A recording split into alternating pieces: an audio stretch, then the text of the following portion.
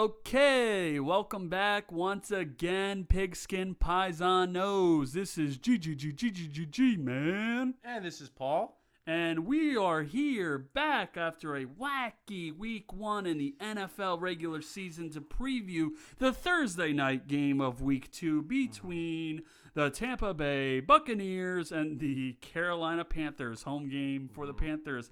Paul, why don't you start us off with Carolina? What do you think are, for the starts and sits this week, Carolina's offense? What do you say? Okay, so starts and sits this week. We're going to go with Cam Newton to start here. So Cam Newton, we have him as, you could say a QB1 because of the matchup. He's facing Tampa Bay's dreadful best defense in the secondary, one of the worst.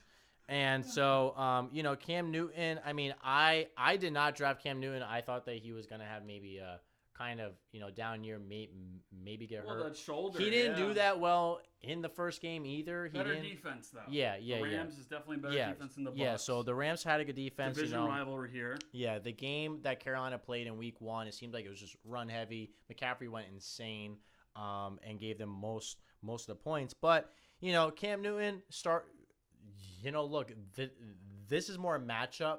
Yeah, of course, every week, yeah. So again, you're facing the Bucs secondary. You're starting Cam Newton. C-Mac went absolutely insane. The dude that's Christian McCaffrey for those who don't know. Yeah. C-Mac, sorry guys. Good job. So C-Mac, you're starting C-Mac. As what, my flex?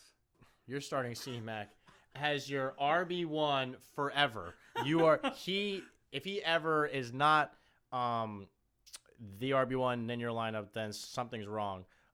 So C-Mac is your RB1. For your wideouts, DJ Moore, start him, not Curtis Samuel. So we're going to say start Moore as what your... What did Moore get? 9, 10 targets? Yeah. So he had a high target share. Curtis Samuel's always been... Yeah, Samuel didn't have a lot of targets. Had four targets. I like Samuel's talent, but I guess I too bought in a little bit to that off-season hype, and it could be there on display this week because they do have a bad matchup, but we're gonna go ahead and just say start DJ Moore. Yeah, so we're thinking that the Bucs are just gonna try to stop C-Mac the whole time, and so which would free up maybe balls for Moore and Greg Olsen. So we're also gonna say to start Old Man Olsen as your tight end this week. He had a lot of targets too, I think. We're gonna say to start Greg Olsen. I think he had 9 targets. Yeah, 9 targets. So again, Greg Olsen has that history with Cam Newton.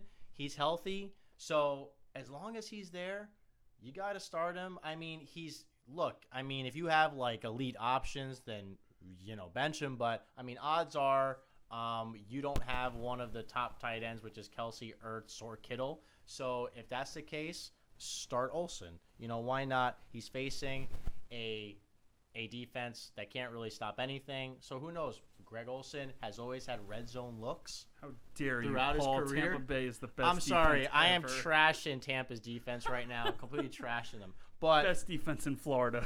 Yeah, right. Oh, that's saying a lot for your Jags team. Triggered. Yeah. So, and we also have the Carolina defense. So, look, Jameis Winston had 3 picks last game. He's a wild card. So Winston can either go off and have a great game or throw a lot of picks, or both, actually. Winston just throws a lot of picks in general. So you can start Carolina's defense with confidence that they'll cause turnovers. So you're starting Carolina's defense. You're starting Greg Olsen. You're starting DJ Moore. You're starting Christian McCaffrey, C-Mac as I call him, and you're starting Cam Newton for your Carolina Panthers. So let's go to and then the sits, obviously Curtis Samuel, as we mentioned. Curtis Samuel, only 4 targets, so sit him for now until he has a big game. Wait and see. Yeah, so I don't think there's anyone else worth a mention here on Carolina. So Tampa Bay. So we're gonna start it off with Ronald Jones. Rojo. So Ronald Jones last year was A bust. Well, he was a bust because he just wasn't used. 44 yards on 23 attempts or something crazy like that. Yeah, so then again, he got tackled in the backfield on almost all those carries. Not his fault. Yeah, so it seems like Bruce Arians is finally trusting Ronald Jones because he realizes, as we said last week, Peyton Barber sucks. So, and Ronald Jones, let me finish. Hold on. Let me finish. Best running back with the last name Barber of all time. Don't at me. Yeah. Come on, man. Tiki has got Come on, man. I'm a Giant fan. So anyway, Rojo had, I believe, 13 rushes to Barber's 8. He had 75 yards. Yeah, 70 he had a yard per carry of 5.8. So that is boom. That is taking advantage of your chance here. So what did Peyton Barber have? Ooh, I think he was like 2 point something. We don't need to look at it. Yeah. I got to look up his stats, but Peyton Barber has never really had a good yards per carry anyway. So he's been super average, which is why I really hope that you guys draft and stash Ronald Jones like I did. So because he seems like he might get the start week 2 if not. Week 3, it's coming. So just put him in as your flex. So as a flex, he's an okay flex spot. So now going to the other players, Mike Evans. Mike Evans had a very underwhelming game in week 1. We blame that more on Jameis, of course, because Mike Evans is a stud. And so we're gonna say start Mike Evans as your wideout 1 for now. But again, low end, he might not perform at the elite level that we know Mike Evans can perform at. He's facing good defense. And who knows what Jameis Winston's going to do because we're going to mention later about Jameis. Not even Jameis knows what he's doing.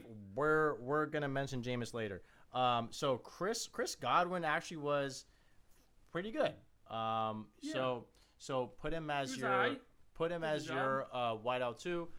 Godwin, again, he's going to get targets, especially if a defense locks it down on Mike Evans. Godwin's going to be free for those targets.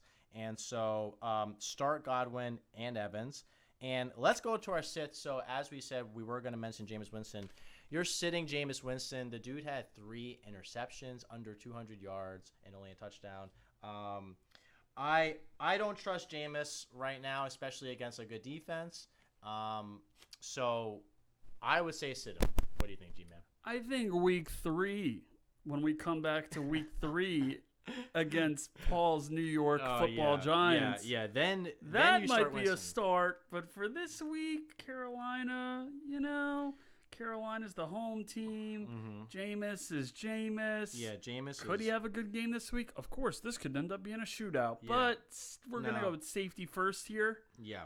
And just say to go ahead and sit Jameis. So, look, if you have Jameis Winston, basically start him against a good matchup, against a matchup where it's a pretty good defense, sit him because he can be so wild and just give you a fat goose egg in your league. And if you're trying to win a fantasy football, you can't have a guy like that can give you barely any points, especially from the quarterback spot. Yeah, you need your quarterback to put up quarterback points. Gives you the most points. So if Jameis is giving you nothing, then that's a problem. So sit Jameis Winston.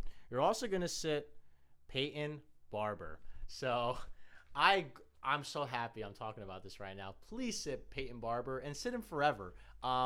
Now I can obviously see. Now look. I can see Bruce Arians pulling a stunt and giving Barber a bunch of carries out of nowhere. Because he seems like that kind of Frank Gore kind of guy that just pisses you off and just plays when he sucks. I love Peyton Barber. Yeah. But we're gonna sit Peyton Barber, especially because in week 1 we already saw him get out-touched by Ronald Jones. So Peyton Barber, you're sitting. OJ Howard. It's hard to sit O.J. Howard because the talent's there. The dude's a monster. But until the guy has a breakout game, we just don't. It's more on Jameis. Yeah. It's more on Jameis. Look, both Cameron Brate and Howard didn't do anything in week 1. But Cameron Brate had 2 touchdowns called back on him. Yes. So Cameron Brate could have had 2 possible touchdowns that were called back, but still, they were called back. Coulda, shoulda, woulda. Yeah. So, again, you can't start guys that give you 1 or 2 catches man a touchdown. They're not trustworthy. I think O.J. Howard only had like 5 targets as well. Yes. Nothing great. Yeah, so you want guys that are going to give you targets and that floor. And so right now, both of these guys have very low floors. Jameis Winston can just be really good or be terrible. And we think that with this defense in Carolina, especially in Carolina, it's going to be a tough game for them to win. So you're going to sit Howard for now until he has that breakout game that we hope he has. So to kind of recap, you're starting Ronald Jones the second as your flex. You're starting Mike Evans as your wideout 1, but low end because of this defense. You're starting Chris Godwin as your wide receiver 2. You're going to sit Jameis Winston because of what happened last week and just because of the way he is. Just sit him for now, especially against this Carolina defense. 1 week later, Jameis Winston 400 yards. Of course. So look, week 3 it's going to be a different thing. It's going to be a different thing on week 3. But this week he's facing the Panthers. They're pretty good on defense, so sit him. O.J. Howard, sit him for now, and Peyton Barber, obviously sit him, please. And that is your starts and sits for week 2. For week 2 this Thursday. Okay, guys, thank you. This is Pigskin Paisanos. Peace.